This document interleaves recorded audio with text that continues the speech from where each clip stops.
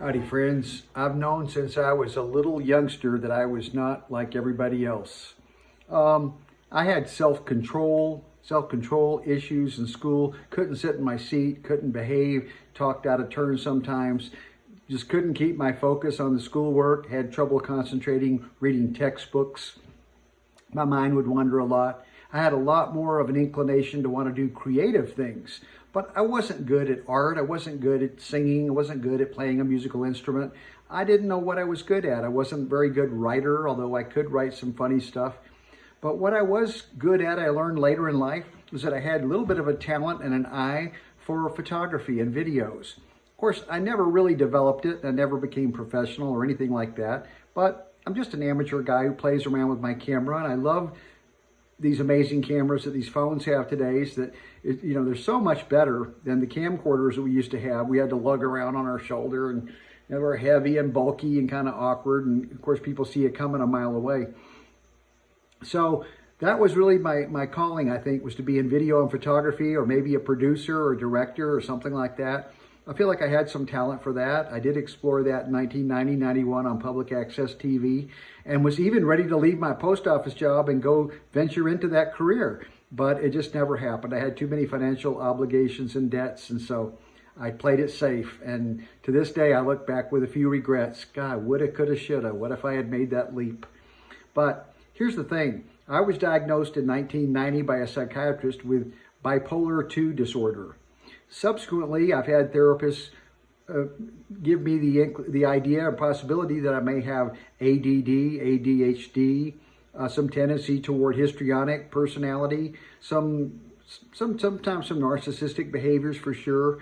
And I've been coping and dealing with that a lot over the years with various therapists. And the one I've been working with the last couple of years, I'm doing EMDR therapy, which has been revolutionary for me. It's been fantastic. But I want to say a few things about bipolar disorder that I learned by looking it up today. And I've done some reading on it, but honestly, I never really have studied up a whole lot on it. Now, it's said that in the United States, they have a higher rate of bipolar disorder, something like 4%. In India, the percent is around 0.1%. That may be possibly because of environmental and cultural differences. It may be that many people in India just are not diagnosed or reported. I honestly think it's higher in the United States than what they say. 4 out of 100 people, yeah, maybe that number. It may be a little higher. I just don't know. Nobody knows for sure when they do these kind of measurements what to say about it. But we know that depression is much higher as far as numbers of people. Something like 20 million plus people suffer with depression, serious depression sometimes. Over 45 million or so Americans, somewhere in there, suffer with anxiety. And I think that number's a lot higher the last couple of years with the lockdowns and all that. I'd put it at something like a third to maybe 40% of Americans have anxiety issues to some degree. Now, are they self-medicating? I think a lot of cases people are. They're using downer pills that they're getting maybe on the black market, or maybe somebody's got a prescription. They're getting some opiates. Alcohol for sure is a self-medication. Marijuana, cannabis, pot, definitely a self-medication approach. I did some of those myself over the years. And then there's all the plethora of antidepressant medications, anti-anxiety medications, benzodiazepines, Klonopin, Ativan, ad nauseum. And here's what happened for me.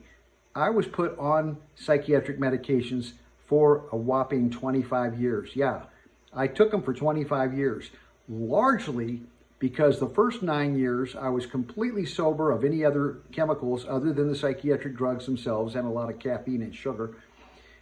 And I believe that those drugs were helping keep me sober. Point in fact, I tried to drink a beer some years into it, 4 or 5 years into it. Recovering alcoholic, you don't usually want to test that, but I did to see if I could drink a beer, and I couldn't. I literally passed out before I even could drink one beer. So I knew, beer, alcohol, I'm a done thing. It's done with me. I'm not going to drink again. And so I gave that up and never looked back on alcohol. And I've been sober 33 years from booze. So I'm happy about that. I did resume cannabis, pot in the late 90s after 8 years of not using it.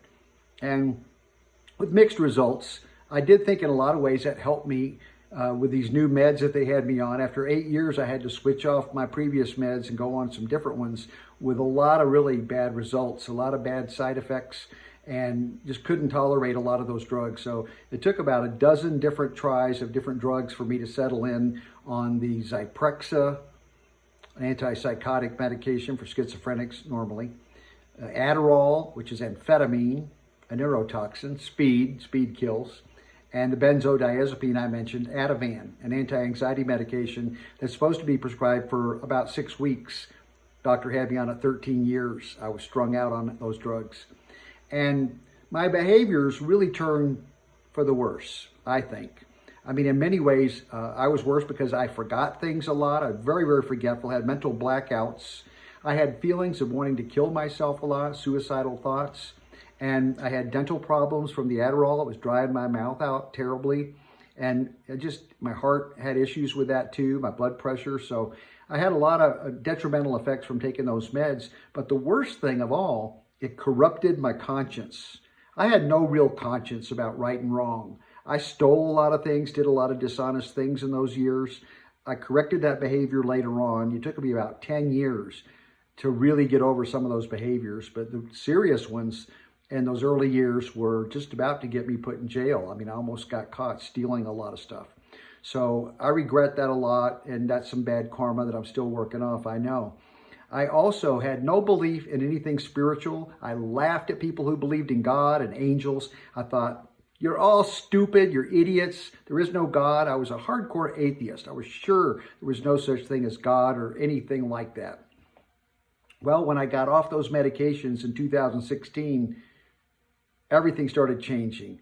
I dabbled a little bit subsequently the next year in some psychedelics or psychotropic medications such as DMT. And I had a DMT experience that just blew my mind. And all of a sudden, I knew there was God. I was connected with God. Granted, the chemicals were altering me in a way that I really believed it, but I've held those beliefs ever since, and I haven't used those drugs in years. The psychedelics, I gave those up a couple years ago for most part. Not saying I'll never do them again, but I just don't do them habitually anymore regularly like I was back in 2017 and 18 and early 19 also through that year. And I feel like I'm better off for that, going a little bit more of the straight and sober route. I even gave up cannabis 5.5 months ago. Haven't looked back, haven't missed it really. And even caffeine, I keep pretty low amount of caffeine and sugar these days. So I'm fairly drug-free now. And I'm managing what they called bipolar disorder in a way that doctors never told me you could do it.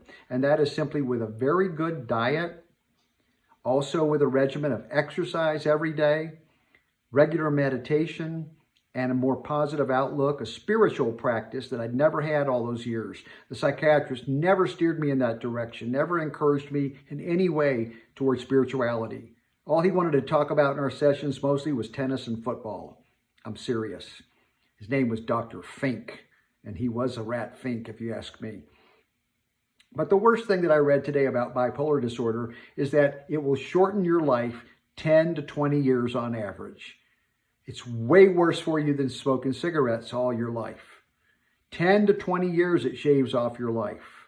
And that's largely because when bipolar disorder is treated or not treated, either way, the patient usually makes very poor decisions about their health. They don't eat well, they take bad drugs, I did that, or even the prescribed drugs that doctors give you are not going to enhance and lengthen your life, even though they told me I'd have to take those medications until I died the rest of my life. That's what the doctor told me. And they were giving me terrible side effects. And like I say, the Adderall was affecting my heart, and he would have had me on it until I croaked. I guarantee you this, folks. I'm 70 and I plan to live a few more years. I'm really past the age I should have died already. Based on their predictions, I should have died a few years ago.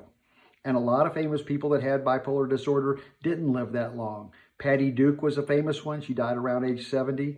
Carrie Fisher, another famous one, died at around age 60. And there are many others. Russell Brand, very famous guy on the internet right now on YouTube and whatnot. He has bipolar disorder, but he also sobered up and cleaned up his act, and he's doing so much better now. He nearly died from drug abuse, heroin and alcohol and whatnot. There have been a few cases of people with bipolar disorder that have lived into older age, but their health really suffered in those later years. They weren't very healthy.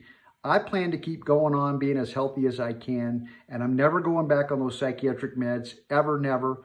I promise you folks, there are other bipolar people out there. You might have met one in your life. You've probably met some people with OCD, ADD, a compulsive disorder, depression, and anxiety.